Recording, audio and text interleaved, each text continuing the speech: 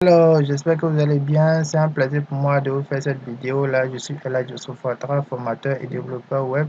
Et donc, depuis un bon nombre d'années, je partage mon expérience avec mes abonnés, avec des passionnés du numérique. Et aujourd'hui, on va parler du WordPress. Donc, si c'est votre première fois d'atterrir sur cette chaîne, abonnez-vous et apprêtez-vous à donner votre avis en commentaire. Et dans cette vidéo, on va procéder à l'installation de WordPress, mais de façon sophistiquée. Donc, on va faire différemment. Accrochez-vous et rendez-vous après le jingle.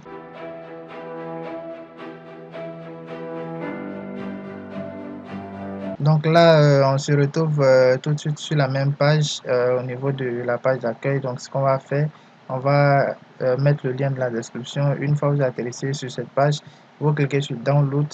Et lorsque vous cliquez sur Download, vous allez voir justement, il y a un téléchargement qui va se faire. C'est bon? Donc on se retrouve tout à l'heure. Alors, si vous vous retrouvez dans mon cas, moi j'ai installé Xampp. Donc avec Xampp, vous aurez un dossier HTTP Docs. Et dans ce dossier là, vous allez dézipper en fait le projet WordPress. Donc un instant, je vais reprendre le processus. Donc rien de bien compliqué, il faut dézipper WordPress pour avoir justement un dossier pareil.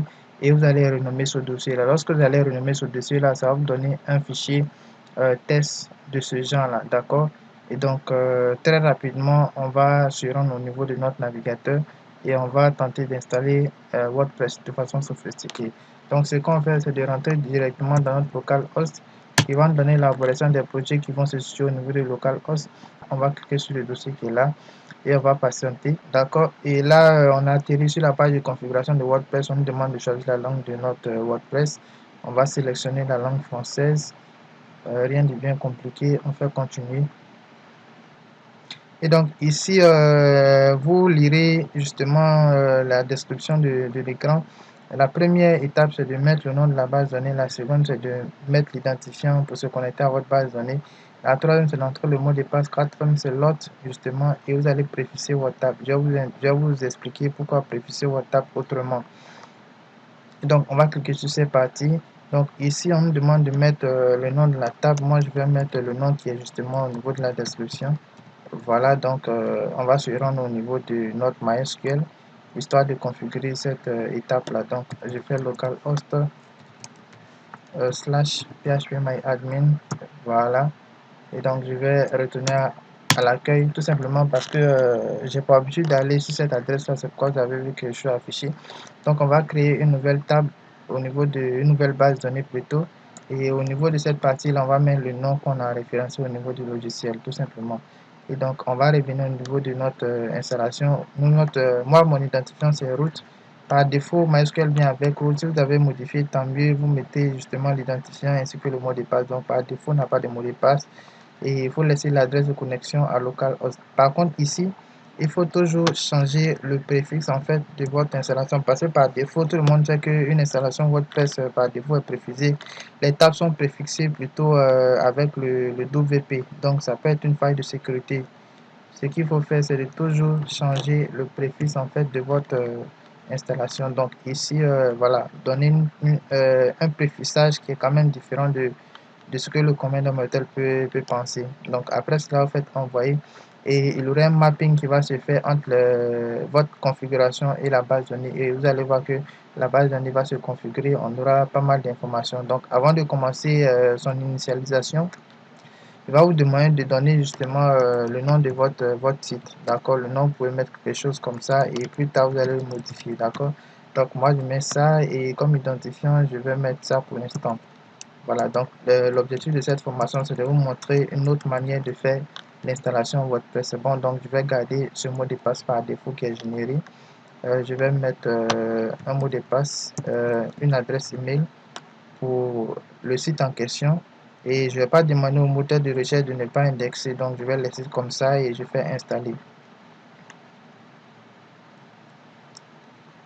Donc pendant l'installation, on va se rendre au niveau de notre base de données et on va tenter justement d'actualiser en fait cette base de données là pour voir si quelque chose se passe au niveau de cette base là. Est-ce qu'il y a des tags qui ont été déjà installés et tout et tout. Donc on va essayer de vérifier ensemble. On met la vidéo sur pause. Donc, je ne vais pas mettre la vidéo sur pause, je vais vous laisser découvrir en live. Donc vous voyez, l'installation n'est pas encore terminée et on a déjà justement des tables qui sont créées. Et si cette table là c'est relatif à l'utilisateur, autant pour moi, je ferai une formation dédiée pour vous expliquer le rôle de chaque table. Il faut dire que je suis dans l'écosystème de développement et de la programmation orientée notamment du PHP depuis plus de 7 ans, voire 10 ans. Et donc, j'ai quand même une très belle expérience sur toutes les technologies qui sont liées à l'écosystème PHP, c'est bon. Et donc, comme WordPress est à la base PHP, donc je suis capable justement de rentrer dans WordPress, faire ce que je veux et ressortir tout simplement. Et donc, avec moi, vous aurez la possibilité de comprendre en long et en large ce fabuleux CMS là. Et donc là, je ne vais pas enregistrer. Enfin, je vais enregistrer parce que c'est ma machine, mais c'est pas conseil. Et là, je vais essayer de me connecter. Vous voyez que l'installation s'est bel et bien effectuée. Je vais actualiser pour avoir un rendu final des différentes tables qui sont disponibles au niveau de ma base de données. Donc là, rien n'a été actualisé tout simplement parce que c'est OK. Et donc, je vais venir ici, l'identifiant. Je doute que ça ne marche. Je vais laisser, mais je pense pas. Je pense pas. J'ai quand même mis ça. Je pense que c'est ce que j'ai mis et m'a mis ça marche. Donc là, on a le tableau de bord. Bravo, vous avez installé WordPress avec succès. Dans les vidéos futures, si le sujet vous intéresse, bien sûr, je ferai une formation dédiée sur WordPress. Pourquoi je ne suis pas motivé à faire cette formation? Parce que la formation WordPress, on en trouve partout sur YouTube. Et donc, si de façon sophistiquée sur le sujet vous intéresse, on pourrait faire, on va dire quoi, une formation WordPress, mais différemment de ce que justement on a l'habitude de voir sur WordPress, sur YouTube. C'est-à-dire, là, on va s'orienter au niveau des différents fichiers de configuration, c'est-à-dire le code PHP, et essayer de comprendre de part et d'autre comment est-ce que ce CMS là fonctionne. Et par la suite, on va venir sur l'interface, créer une boutique e-commerce qui va fonctionner avec un plugin de paiement si possible. Alors, j'espère vous avoir donné goût à cette vidéo. Commentez si vous avez aimé, partagez et si vous n'êtes pas encore abonné, abonnez-vous et rendez-vous à donner à la vidéo future. Stay tuned and take care.